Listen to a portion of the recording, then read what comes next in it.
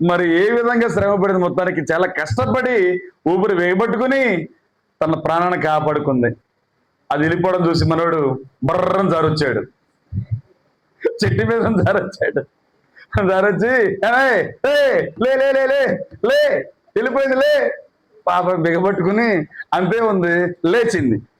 లేచిన తర్వాత బాగున్నావని చెప్పేసి అడుగుతుంటే ఏమన్నా నోట్లో మాట లేదు. ఇక అంతే చూస్తుంది, ఇప్పుడు దాకా ఏమన్నావు నన్ను, నువ్వే నాకు కావాలి, నా సర్వస్వం, నువ్వు లేక నేను లేనంటావు, ఇప్పుడేమో చెట్టెక్కేసావు, మళ్ళా దిగొచ్చి సచ్చిందో బతికి చూద్దామని వచ్చావా అని మనసులో అనుకుంటుంది. కానీ బయటికి అనలా, బయటికి మాత్రం అనుకోలేదు. కానీ ఫీలింగ్స్, మొహం మీద ఫీలింగ్స్ అనిపిస్తుంది. ఈడే మాట్లాడిచ్చి ఏమన్నాడు తెలుసా, ఏమే ఎలుగుబంటి నీ చెవిలోకి వచ్చి ఏదో చెప్తుందిగా, ఏంటో చెప్పినా కాస్త అన్నాడు. ఎలుగుబంటి చెవిలో చెప్పిద్దా, ఎలుగుబంటి చెవిలో చెప్పిద్దా. మోసం చూస్తుంటే వాడు చూడండి దొరికాడు, గట్టిగా దొరికాడు. ఏమకి చెప్పిందిరా, నీకు చెప్పింది, ఇలాంటి బిత్తర్రా మొగుడిని ఎందుకు చేసుకున్నా నువ్వు అని నాకు చెప్పింది, అందుకే అని అలా చెప్పిందనేసరికి వాడికి అసలు మైండ్ లేదు. ఏమ్మా చూసారా, అట్లాంటి ఈ రోజుల్లో భార్య భర్తల మధ్య ఏదో మాటల వరకే కానీ క్రియ రూపంలోకి వచ్చేసరికి, కార్యం రూపంలోకి వచ్చేసరికి ఎవరి స్వార్థం వారిది అన్నట్లుగా ఉంది. ఎవరి కోసం ఎవరు బ్రతకట్లేదు. కానీ భార్యాభర్తల మధ్యలో సంబంధం, శ్రేష్టమైనటువంటి సంబంధం పెరగాలి అని అంటే నేను చెప్పే సూచన ఏంటంటే, భార్యాభర్తలు కూడా దేవుని మార్గాల్లో ఉండాలి. ఎక్కడ ఉండాలమ్మా? దేవుని మార్గాల్లో ఉండాలి. వారి మధ్య ఉన్నది ఏంటి తెలుసా? స్వార్థమైన ప్రేమ. వారి మధ్య ఉన్నది ఏంటి? స్వార్థం. కానీ యేసయ్య ప్రేమ బైబిల్లో ఉంది, నిస్వార్థమైన ప్రేమ. చెప్పండి, నిస్వార్థమైన ప్రేమ. దాన్ని హీబ్రూ లాంగ్వేజ్లో ఏమన్నా తెలుసా? అగాపే లవ్ అన్నారు. ఏమన్నా ఏ లవ్ అది? Agape love, unconditional love. నువ్వేమిస్తావు, ఇస్తే నేను ప్రేమిస్తా అన్నది కాదు. నీవు ఏమి ఇవ్వకపోయినా, నీవు నన్ను ప్రేమించినా ప్రేమించకపోయినా నిన్ను ప్రేమిస్తూనే ఉంటానన్నాడు ప్రభు. అది దేవుని ప్రేమ. అర్థమైందా? దేవుని ప్రేమలో ఏమి లేదు చెప్పండి? స్వార్థము లేదు. చెప్పాలి, నాకు అడిగితే చూడద్దమ్మా. దేవుని ప్రేమలో ఏమి లేదు? స్వార్థము లేదు. త్యాగపూరితమైన ప్రేమ, తన ప్రజల కోసం ప్రాణం పెట్టే ప్రేమ దేవుని ప్రేమ. చూసారా? అందుకని దేవుడు మనల్ని ప్రేమించి వచ్చాడు. ఆయన వచ్చింది ప్రాణం పెట్టడానికి వచ్చాడు. ఆయన ఎందుకు వచ్చాడమ్మా? ప్రాణము పెట్టడానికి వచ్చాడు. తను తగ్గించుకున్నాడు, లోకంలోకి వచ్చినాడు. ఇక్కడ ఆయనతో మనకు సహవాసం పెరగాలి అని అంటే, ఆయనతో సంబంధం పెరగాలి అని అంటే మనం ఏం చేయాలి చెప్పండి? ఏం చేయాలి చెప్పాలి. యోహాను సువార్త 15వ అధ్యాయము 1 నుంచి కొన్ని వచనాలు చదువుతున్నాను, జాగ్రత్తగా ఆలకించండి. నేను నిజమైన ద్రాక్షవల్లిని, నా తండ్రి వ్యవసాయకుడు. నాలో ఫలింపని ప్రతి తీగెను ఆయన తీసి పారవేయను. ఫలించు ప్రతి తీగే మరి ఎక్కువగా ఫలింపవలనని దానిలోనిది పనికిరాని తీగలను తీసివేయను. నేను మీతో చెప్పిన మాటను బట్టి మీరిప్పుడు పవిత్రులై ఉన్నారు. నా యందు నిలిచిండుడి, మీ యందు నేను నిలిచియుందును. తీగే ద్రాక్షవల్లిలో నిలిచి ఉంటే గాని తనంతట తానే ఎలాగూ ఫలించదో, అలాగే నా యందు నిలిచి ఉంటేనే గాని మీరును ఫలింపరు. ద్రాక్షవల్లిని నేను, తీగలు మీరు. ఎవడు నా యందు నిలిచియుండునో, నేను ఎవరి యందు నిలిచియుందునో వాడు బహుగా ఫలించును. నాకు వేరుగా ఉండి మీరేమీయూ చేయలేరు. అర్థమైందమ్మా? అర్థమైంది కదా వాక్యం? చదివిన వాక్యంలో దేవునితో ఉంటేనే మనం ఫలిస్తామంట. ఎవరితో ఉండాలి మనము? నా యందు మీరు ఉంటేనే అన్నాడు ప్రభు. ముందు మనం ఏం చేయాల్సిన పని ఏంటి చెప్పండి? మనం చేయాల్సిన పని ఏంటమ్మా? ముందు ఎవరితో ఉండాలి మనము? దేవునితో ఉండాలి. తర్వాత దేవుడు ఎవరితో ఉంటాడు? మనతో ఉంటారు. మనము దేవునితో లేకుండా ఆయన మనతో ఉండడానికి అవకాశం ఎవడు? దేవుని వాక్యం నమ్మదగినది. దేవునికి స్తోత్రం చెప్పండి. హల్లెలూయా, హల్లెలూయా. అది మనము దేవుని యొద్దకు రావాలి. అప్పుడు దేవుడు మనతో పాటు ఉంటాడు. దేవునితో సంబంధం కలిగి ఉండాలి. అప్పుడు దేవుడు మనతో సంబంధం కలిగి ఉంటాడు. అంతేగాని నీవు గనక ఇష్టానుసారంగా ఉంటా, నేను దేవుడు నాతో ఉండాలి అని అంటే అది కుదరని పని. కుదిరే పనేనా చెప్పండి? కుదరని పని. కనుక మనము ఇష్టపడాలమ్మా దేవుణ్ణి. చెప్పండి, మనము ఇష్టపడాలి, దేవుణ్ణి అంగీకరించాలి, మనం విధేయత చూపించాలి దేవునికి.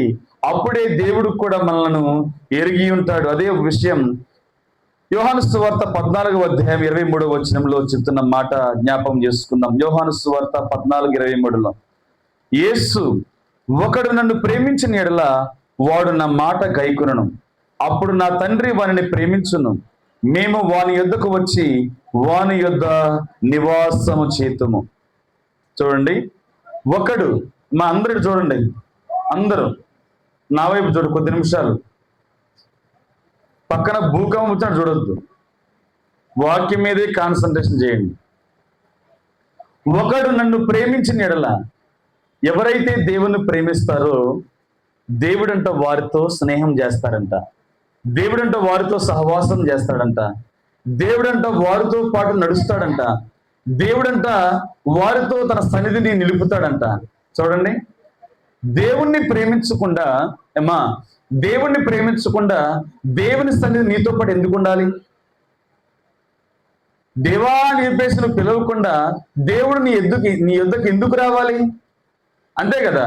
ప్రభు అంటున్నాడు, నీవు ఆయనతో సంబంధం పెట్టుకుంటే దేవుడు నీతో సంబంధం పెట్టుకుంటాడు. దేవుడు ఏమంటున్నాడు? నాకు వేరుగా ఉండి మీరేమీ చేయలేరు, ఈ లోకంలో మీరు ఏది సాధించలేరు, మీరు వర్ధిల్లలేరు. మీ శాపగ్రస్తమైన జీవితం, దారిద్ర్యమైన జీవితం పోవాలి అంటే ఎవరితో సంబంధం కావాలి మనకి? దేవునితో సంబంధం. మనలో నుంచి శాపగ్రస్త జీవితాన్ని తీసివేయడానికి దేవుడు శిలువ మ్రాణం మీద శాపగ్రహి అయి ఉన్నాడు. మన శాపాన్ని, మన దారిద్ర్యాన్ని తీసుకున్నాడు, మన యొక్క రోగాలను భరించాడు ఆయన. ఎందుకు? మన జీవితంలో ఏ రోగము, ఏ శాపము, దారిద్ర్యము, మరణం ఉండకూడదని ప్రభువు ఆయనే తల వంచాడు. ముందుగా, మనకంటే ముందుగా ఆయన శాపగ్రస్తమైన జీవితాన్ని ఆయన పొంది ఉన్నాడు. అవునా కదా? ఎందుకనంటే నీవు నేను శాపగ్రస్తం జీవితాన్ని జీవించకూడదు, అది దేవుని లెక్క. మరి మనతో పాటు ప్రభు ఉండాలంటే ఏం చేయాలంట? చెప్పండి అమ్మా. మనతో పాటు ప్రభు ఉండాలంటే మనం ఏం చేయాలి? ప్రభువుని ప్రేమించాలి. చెప్పండి, ప్రభువుని ఏం చేయాలి? మనము ప్రేమించాలి. ప్రభువుని ప్రేమించాలి అని అంటే ప్రేమకు గుర్తులు ఉండాలిగా. షాజహాన్ ఏం చేసి తెలుసా? షాజహాన్ అనే రాజు, మొఘల్ రాజు, తన ప్రేమ గుర్తుగా తాజ్ మహల్ కట్టాడు. ఏం కట్టాడు? తాజ్ మహల్. ఎక్కడ ఉన్నది? గుంటూరులో ఉందా? ఆగ్రా ఏడుంది? ఢిల్లీ. ఢిల్లీ పక్కన ఉంది. ఢిల్లీ పక్కన ఆగ్రా ఉంది. అబ్బో, మన రాజధాని ఢిల్లీ, మన దేశ రాజధాని ఢిల్లీ. ఆగ్రాలో కట్టాడు షాజహాన్ కట్టాడంట. ఏంటి ప్రేమ గుర్తు? సమాధి. అది సమాధి చేసి దానిపైన పెద్ద బిల్డింగ్ కట్టాడు. అది 7 వింతల్లో ఒక వింత అయిపోయింది. అది ప్రపంచంలో ఒక 7 వండర్స్ లో వన్ ఆఫ్ ద వండర్స్. అది ఒక వండర్ గా మారిపోయింది తాజ్ మహల్ ఇప్పటికీ. అవును కదా? అంటే ఏంటి?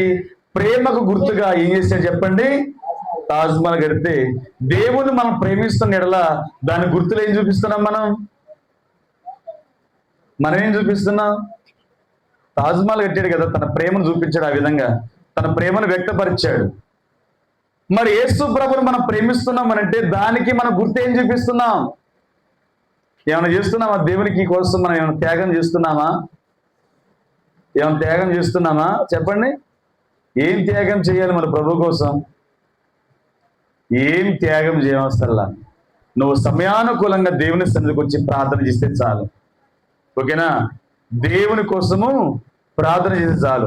అంతేకాకుండా మొన్న ఒకసారి సత్యమైన వాక్యములను ఎవరో చెప్పారు, గుర్తొస్తా ఉన్న వాక్యం ఏంటి అని అంటే, ఈ లోకంలో నీ కోసం ఖర్చు పెట్టుకున్నది పరలోకం లెక్కించదట. అది నీ స్వార్థం కోసం, నీ కుటుంబం కోసం, నీ వ్యక్తిగత అవసరాల కోసం నువ్వు కష్టపడి పని చేసింది పరలోక విషయంలో అది దాచబడదంట, పరలోక విషయంలో లెక్కించబడదంట. అది మరి ఏమి లెక్కించబడద్ది? దేవుని కోసం చేసింది పరలోక రాజ్యములో లెక్కించబడుతుంది. అది ముమ్మాటికి అది పెరుగుతూ ఉంటుంది, మాటి మాటికి అది ఏమవుతుంది? వృద్ధి చెందుతూ ఉంటుంది. ఎప్పుడు? నువ్వు దేవుని కోసం ఏ పనైనా చేస్తూ ఉన్నప్పుడు. నిజంగా మన మీటింగ్ పెట్టాం కదా, మన యానివర్సరీ చేయించాం, అవును కదా. అందరూ అందరూ అందరూ చాలా మంది వారి గుప్పిళ్ళు ఇప్పారు. వారిని బట్టి దేవుని స్తోత్రం చెప్పండి ఒకసారి. హల్లెలూయా, హల్లెలూయా. మీరిచ్చిన ప్రతి రూపాయి ఎక్కడ దాచబడింది తెలుసా? పరలోక రాజ్యంలో దాచబడింది. అనుకోవద్దు ఎందుకు ఇచ్చానబ్బా అని, నేను ఎందుకు ఇచ్చానబ్బా అని చెప్పేసి అవనమ్మకంగా మీరు మనసులో అనుకోవద్దు. అర్థమైంది? కొంతమంది ఇచ్చి బాధపడతా ఉంటారు.